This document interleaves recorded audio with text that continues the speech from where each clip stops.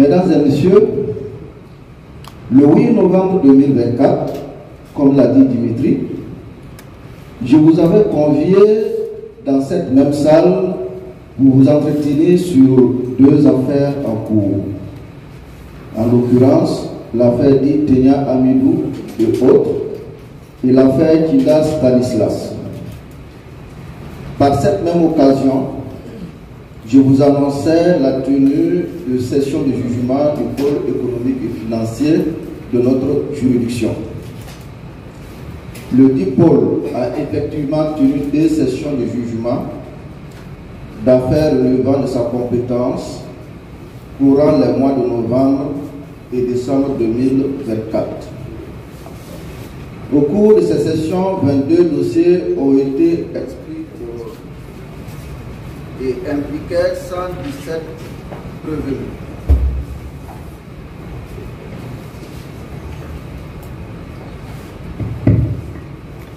À l'issue donc de ces sessions, le tribunal a pu juger 53 personnes impliquées dans 12 dossiers pour des infractions diverses de détournement de deniers publics, d'enrichissement illicite, de faux et usage de faux en écriture publique, de blanchiment de capitaux, d'acceptation de cadeaux indus, de surfacturation, de favoritisme, d'abus de fonction, de corruption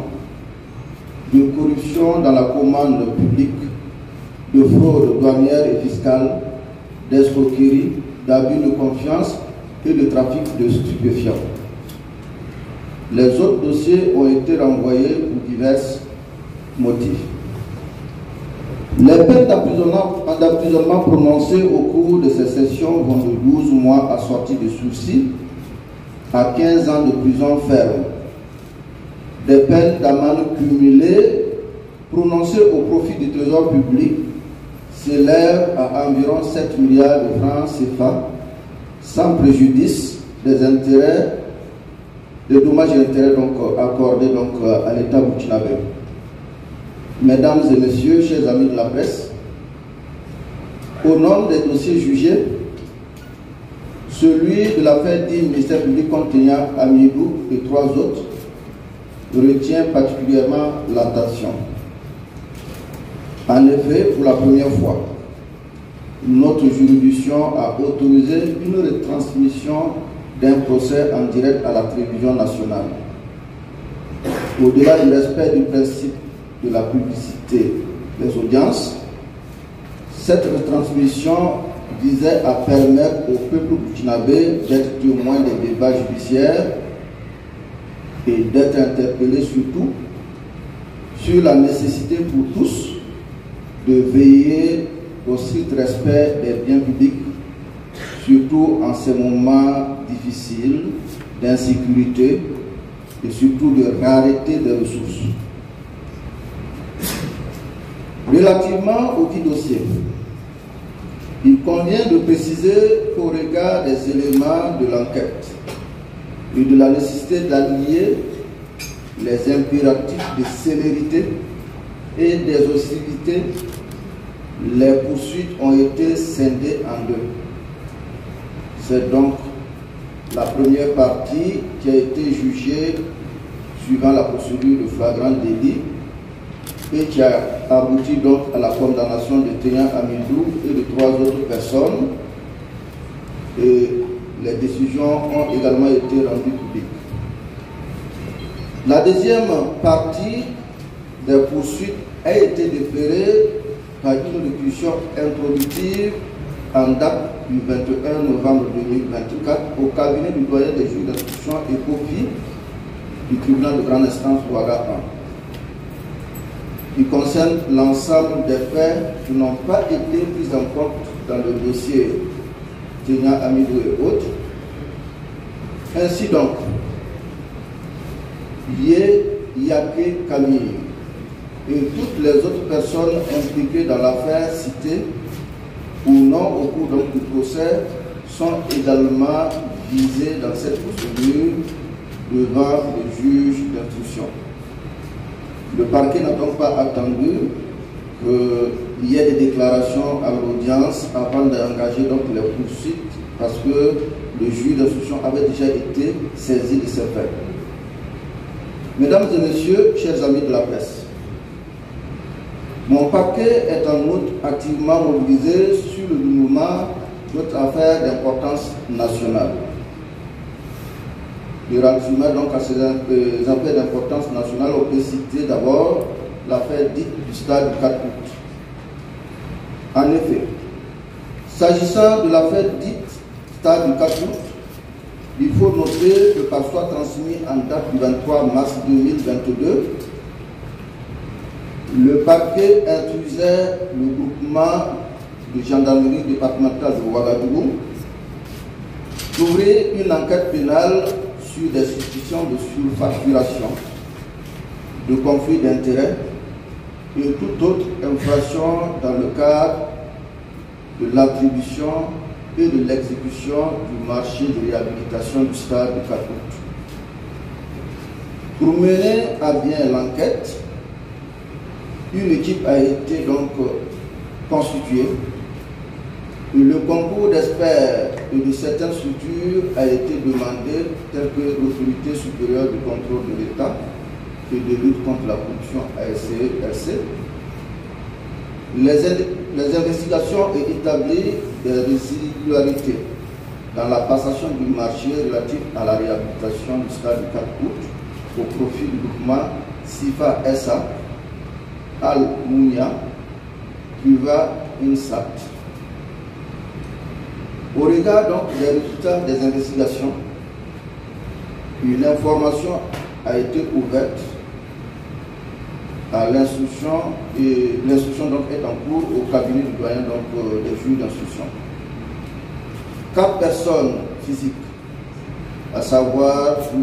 Ouedraogo Abdoul Adissou, directeur des marchés publics du ministère des Sports, de la Jeunesse et de l'Emploi au moment des faits, Traoré Ni Maïmouna, gérant de la société Al-Mounia SARL, Kagambega Eric et Nana Dominique Marie-André, et 2 personnes morales ont été formellement mises en examen pour des faits de fraude à la commande publique, surfacturation, faux en écriture. Ces personnes attendent donc d'être interrogées au fond et au regard des déclarations que nous avons déjà dans ce dossier. D'autres personnes, pas des moindres, pourraient être impliquées.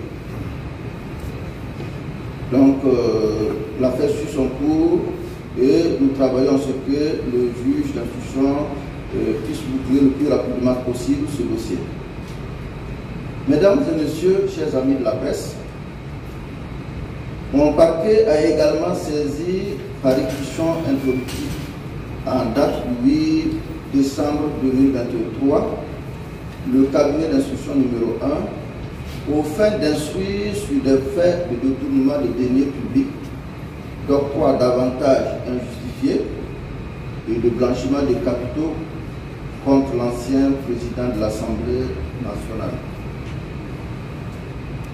Il s'agit donc d'Alassane Bala Sakandé et 5 autres personnes. Il leur est essentiellement reproché d'avoir, par des manœuvres, procédé à la conclusion de marchés publics par entente directe, sans aucun respect de la mercuriale des prix, à des fins déguisées de détournement de deniers publics et d'enrichissement illicite. Il est également reproché à l'ancien président de l'Assemblée nationale des faits de distribution injustifiée d'argent à des tierces personnes sur les fonds alloués à l'institution, à savoir l'Assemblée nationale. Le principal mis en cause, Alassane Bala Sakandé, étant actuellement hors du territoire national pour des prétendues raisons de santé, des dispositions sont prises pour qu'il soit présenté au juge pour la suite de l'instruction. D'ores et déjà, par commission rogatoire, une enquête de patrimoine est actuellement en cours, laquelle a permis l'identification et la saisie d'importants biens à Ouagadougou, à Bobo-Dioulasso, à Yako, à Wayouya, Manga, Danfora et Koulou. Mesdames et messieurs, c'est vraiment le lieu pour moi de réaffirmer que le pôle judiciaire ECOFI est activement engagé dans la lutte contre la délinquance économique et financière dans notre pays et entend, avec les moyens dont il dispose, intensifier la répression dans le triste respect des textes. Mesdames et messieurs, chers amis de la presse,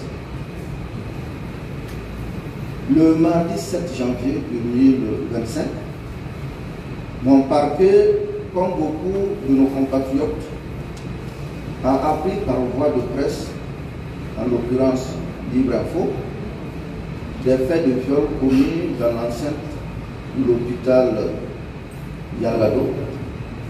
Le même jour, la brigade territoriale de gendarmerie de Ouagadougou a été instruite de vérifier les faits et de diligenter une enquête. Dans ces vérifications, il est ressorti que la victime avait déjà saisi la brigade ville de Nongromassou. Des faits, il ressort que dans la matinée du dimanche 5 janvier 2025, vers 10 h, elle aurait été violée dans le bloc des urgences de l'hôpital. La victime saisissait, assistait plutôt son époux qui était malade et hospitalisé. Celui-ci a malheureusement perdu la vie le même jour. Une réquisition à personne qualifiée faite par cette unité, à savoir la brigade de ville de Nongromassou, a permis à la victime d'être prise en charge par un gynécologue. Le mis en cause est actuellement entendu par la brigade ville de Nongromassou et il sera déféré. Il s'agit donc d'un infirmier, il s'agirait donc d'un infirmier de l'hôpital. Il sera donc référé à notre parquet et sera mis devant ses responsabilités. Mesdames et messieurs, chers amis, près de 2000 dossiers de citation directe et de flagrant délit attendent d'être jugés. Pour diverses raisons, ces dossiers ne sont pas jugés. Certains de ces dossiers datent de plus de 10 ans. En raison de ce nombre important de dossiers, les juges montent aux audiences avec en moyenne 60 dossiers. Pour pallier ce problème,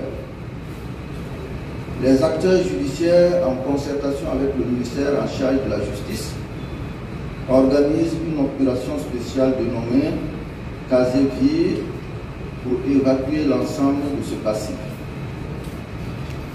Ainsi, des audiences délocalisées se tiendront du 20 au 30 janvier 2025.